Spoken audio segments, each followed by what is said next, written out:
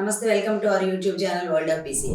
సరే, రోజు మనం ఉమెన్ గురించి, ప్రాబ్లమ్స్ గురించి మాట్లాడుకుంటాం కదా. ఈరోజు నేను డెఫినెట్గా నా ప్రొఫెషన్ లీగల్ ప్రొఫెషన్ మీకు ఇంతవరకు అర్థమైందో లేదో నాకు తెలియదు. నేను క్లియర్గా చెప్పానో లేదో కూడా. నేను బేసిక్గా లాయర్ని. నేను లాలో పిహెచ్డీ చేశాను. పిహెచ్డీ చేసి టీచింగ్ వైపు వెళ్ళాను. ప్రొఫెషన్లో టీచింగ్ ప్రొఫెషన్కి వెళ్ళాను నేను లాలో.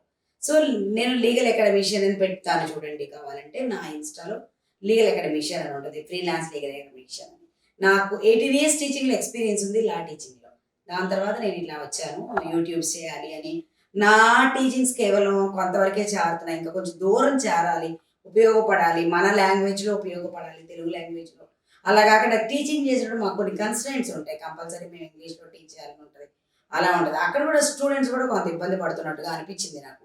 ఎందుకంటే ఎవరికైనా మదర్ టంగ్ అంటే మదర్ టంగ్ అన్నదే మన లాంగ్వేజ్. అంత గొప్ప, అంతకన్నా గొప్పవాడు మనం పుట్టించడానికి కూడా లేదు అసలు.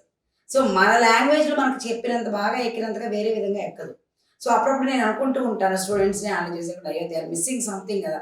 అంటే ఏంటంటే సబ్జెక్ట్ తెలుస్తుంది, అందులో ఉన్న మాధుర్యం తెలియాలంటే మాత్రం కంపల్సరీ అది మన సొంత నాలెడ్జ్లోనే ఉండాలి, సొంత లాంగ్వేజ్లో ఉండాలి. డెఫినెట్గా సొంత లాంగ్వేజ్లో ఉంటేనే it will convert as a knowledge. అంతే తప్పితే మనం ఇంగ్లీష్లో మొక్కలు చెప్పి వర్డ్స్ చెప్పి వచ్చి రాకుండా ఏదో భయంగా ఎగ్జామ్ రాసి వాళ్ళు మాట్లాడే తప్పు రైట్ అర్థం కాకుండా మాట్లాడే కండిషను ఇవాళ స్కూల్స్లోనే కాదు, కాలేజెస్ కూడా వచ్చింది. అది ఎప్పటికి పోతుందో నాకైతే తెలియదు.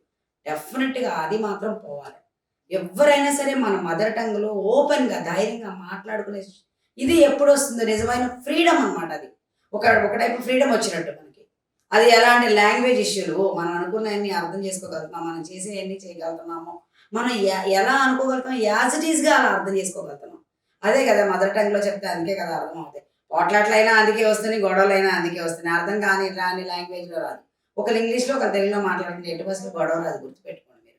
ఓన్లీ ఇద్దరు తెలుగులో మాట్లాడాలి అంటే పరిపూర్ణమైనటువంటి భావాన్ని గమనించగలగడం జరుగుతుంది తెలుగులో మాట్లాడితే. సో అటువంటి డే రావాలి అందరికీ. కాలేజెస్లో కూడా ఎలా మాట్లాడాలనుకున్న ఏ లాంగ్వేజ్ అట్ దర్ ఫ్రీడమ్ వాడుకోవచ్చు అనేటటువంటి లాంగ్వేజ్ కనుక వస్తే అది చాలా కరెక్ట్గా ఉంటుంది, మనకి చాలా చక్కగా మనకి ఉపయోగపడుతుంది. ఈ నాలెడ్జ్ అంతా కూడా మనకు ఏదైతే బుక్స్లో ఉన్నాయో అవన్నీ కూడా ఉపయోగపడుతుంది. కానీ నేను ఇప్పుడు కొన్ని వీడియోస్ చేసి నేను ఒక నా ఇంటరాక్టివ్ ప్యానల్ ద్వారా కొంత తెలుగు కూడా మన లా ఎలా ఉంది ఏంటి అని తెలుగులో కూడా కొన్ని వీడియోస్ చేసి నేను వేరే ఛానల్లో ఒకటి పోస్ట్ చేయాలని పెట్టుకున్నాను. అది ఒక 2-3 నెలలు పట్టొచ్చు నా ప్రిపరేషన్కి దానికి. బట్ నేను అది తెలుగులో చేసి డెఫినెట్గా పెడతాను. తెలుగు లాంగ్వేజ్లో లా సబ్జెక్ట్స్ నాకు పాసిబిలిటీ ఉన్నన్ని పెడతాను, పాసిబిలిటీ ఉన్నన్ని విషయాలు చెప్తాను నేను మా ఇంటరాక్టివ్ ప్యానల్లో ద్వారా యూజ్ చేసుకొని. సరే, ఆ వీడియోస్ నేను పోస్ట్ చేస్తాను. సరే, ఇవాళ నేను ఇంత స్పెషల్గా దీన్ని ఎందుకు తీసుకుంటానంటే, ఇవాళ నేను ఒక లీగల్ ఎడ్యుకేషన్ మీద కొంత ఒక అవగాహన తీసుకుని వద్దామని నేను అనుకుంటున్నాను. ఎందుకంటే ఒక 20 years ఫీల్డ్లో ఉన్నటువంటి నాకు ఆ అవగాహనతో లాయర్లు అయితే ఎలా ఉంటుంది, అవగాహన కాకుండా ఏ ఎంపీసీనో బైపీసీనో తీసుకొని ఇంజనీరింగ్ మెడిసిన్ కాకుండా లీగల్ ఫీల్డ్లోకి వస్తే ఎలా ఉంటుంది. ఇది నేను చెప్పబోయే వీడియో మీకు. ఇది ఎలా అంటే లా అనేటటువంటి ప్రొఫెషన్ ఫస్ట్ నుంచి కూడా ఎటువంటి దానికి తక్కువతనం లేదు, అది చాలా గొప్పది. లా అనే ప్రొఫెషన్ చాలా గొప్పది. దానికి బాగా కష్టపడాలి, బాగా నాలెడ్జ్ ఉండాలి, ముఖ్యంగా తెలివితేటలు ఉండాలి. దానికి వెంటనే అందుకోగలిగినటువంటి తెలివితేటలు ఉండాలి, జమ్గా ఉండాలి, బ్రెయిన్ అంతా షార్ప్గా ఉండాలి. రెండవది ఒక్కటే సరిపోదు, సానుకూలత ఉండాలి సంఘం మీద, ఒక బాధ్యత ఉండాలి మనిషికి సంఘం మీద. ఇది నాకు బాధ్యత అనుకున్న మనిషి మాత్రమే లాయర్ అవ్వడానికి వస్తారు. అటువంటి మనుషులు కానీ లీగల్గా వస్తే డెఫినెట్గా సక్సెస్ అవుతారు. అది అన్ని చాలా ప్రొఫెషన్ చాలా ఉన్నాయి వాళ్ళ లీగల్ ప్రొఫెషన్ సక్సెస్ అవ్వడానికి. మనకి అంటే బ్రతుకు తెరువుకి చాలా ఉన్నాయి. చదవడం లా ఒకటే, కానీ బ్రతుకు తెరువుకి చాలా పోస్టులు ఉన్నాయి, చాలా ప్రతి ఒక్క లా కాలేజీ దాన్ని అడ్వర్టైజ్ చేసుకుంటుంది. నేను ప్రత్యేకించి చెప్పక్కర్లేదు. మనం కంపెనీ సెక్రటరీ అవ్వచ్చు, లేకపోతే మన సొసైటీకి కమ్యూనిటీ మీడియేటర్ అవ్వచ్చు, ఆర్బిట్రేటర్ అవ్వచ్చు, ఏందైనా అవ్వచ్చు, లిటిగెంట్ అవ్వచ్చు. లిటిగెంట్ అనేది కామన్ ఫర్ ఆల్, బట్ ఇప్పుడు కొత్తగా వచ్చింది ఏడియర్.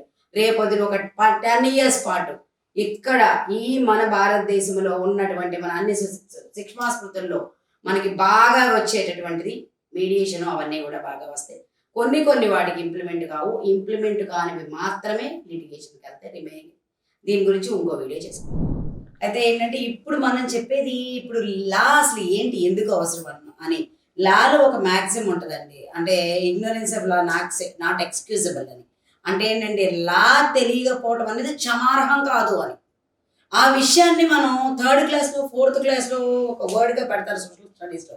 కానీ మళ్ళీ మన స్టడీస్‌లో దాన్ని పెంచి పోషించిన దాఖలాలు నాకెక్కడా కనిపించలేదు. మనం పెంచి పోషించలేకుండా పెట్టాం బుక్‌లో అంతే మనం. అంటే ఏంటి మనకి లా తెలియకపోవడం అనేది అసలు క్షమార్హం కాదది. ఎక్స్‌క్యూజబుల్ కాదు. సో, అటువంటప్పుడు ప్రతి మనిషి తెలుసుకోవాల్సింది లా. మనం తెలుసుకోకుండానే ఎలా పాటించగలుగుతున్నాం మరి? అంటే లా అంటే పుస్తకంలో చదవలేదు. దీంట్లో చెప్పలేదు. అలాగే ఒక రేడియోలో వినలేదు, టీవీలో వినలేదు, ఎఫ్ఎంఎల్ రాలేదు, యూట్యూబ్ ఛానల్స్ దాని గురించి కొన్ని ఇప్పుడంటే కొన్ని వస్తున్నాయి. ఇవన్నీ లేకుండానే మన జీవన విధానం దాంతో ముడిపడి ఉంది. మనం ఎందుకు అలా ఎలా ముడిపడగలిగింది అంటే న్యాచురల్ లా అనేది ఒకటి ఉందండి. ఈ న్యాచురల్ లాని మనం ఎప్పుడు కూడా ఎక్సీడ్ అవ్వకుండా బ్రతుకుతూ ఉంటాం. అంటే ఏంటంటే మన పుట్టుకతోనే మనకి తెలుస్తూ ఉంటది. ఎలా అంటే మన నేచర్ మనకి నేర్పిస్తూ ఉంటది. మన చుట్టుపక్కల కండిషన్స్ మనకి నేర్పిస్తూ ఉంటది. మన తల్లిదండ్రులు మనకి నేర్పిస్తూ ఉంటది. దాని తర్వాత నేను చెప్పబోయే చిన్న ఇష్యూని మీరు కొంచెం సూక్ష్మంగా ఆలోచించండి. అది ఏంటంటే మన ఆత్మసాక్షి.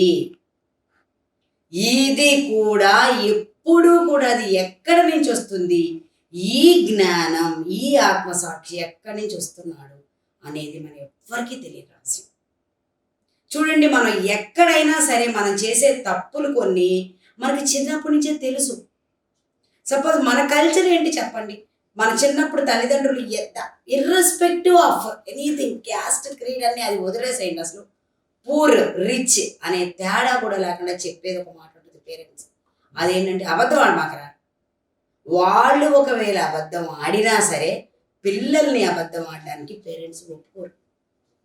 అంటే ఏంటి మనం చెప్తున్నాం ఈ రోజుల్లో మీరు పేరెంట్స్ అబద్ధం ఆడిపోతేనే పిల్లలు ఆడకుండా ఉంటారు, ముందు మీరు ఆగండి కాదు. ఒకవేళ వాళ్ళు తెలిసి అటువంటి తప్పు చేసిన పిల్లలు చెయ్యకూడదు అని ప్రతి పేరెంట్స్ ఎదురు చూస్తూ ఉంటారు. చెప్తారు ముఖ్యంగా మీరు ఎంత లేనోరే అబద్ధం ఆడమాకరా, నిజం చెప్పరా నువ్వు అంటారు. ఏంటి that means? What is that? Itself a law. దానిలో ఉన్నది అదే నేచురల్ లా. మనం బ్రతకాల్సిన విధానం అది. ఇవన్నీ మనకి ఎక్కడి నుంచి వచ్చింది? ఇటువంటివన్నీ వచ్చినాయి మనకు ఆల్రెడీ. ఎప్పుడు నేను చెప్తుంటాను పురాణాలు, ఇతిహాసాల్లో మన జీవన విధానాలన్నీ భగవద్గీతతో సహా భాగవతంతో రాయబడి ఉన్నాయి.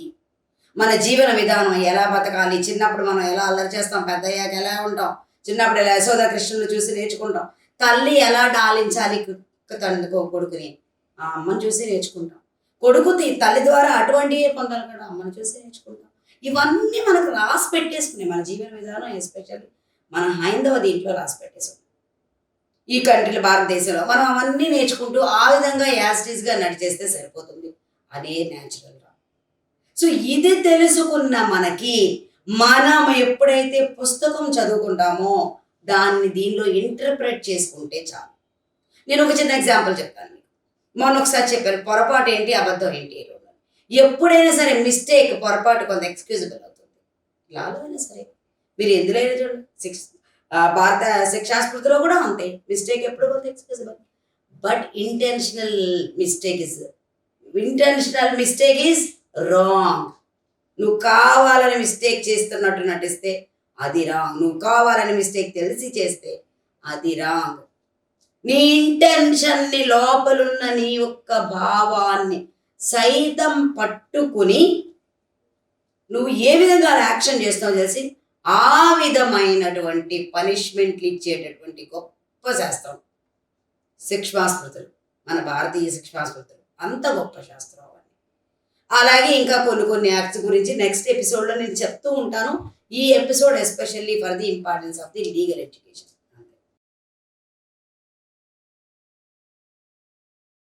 సబ్స్క్రైబ్ చేయండి, లైక్ చేయండి, టంగు మనకి గంట కొట్టండి.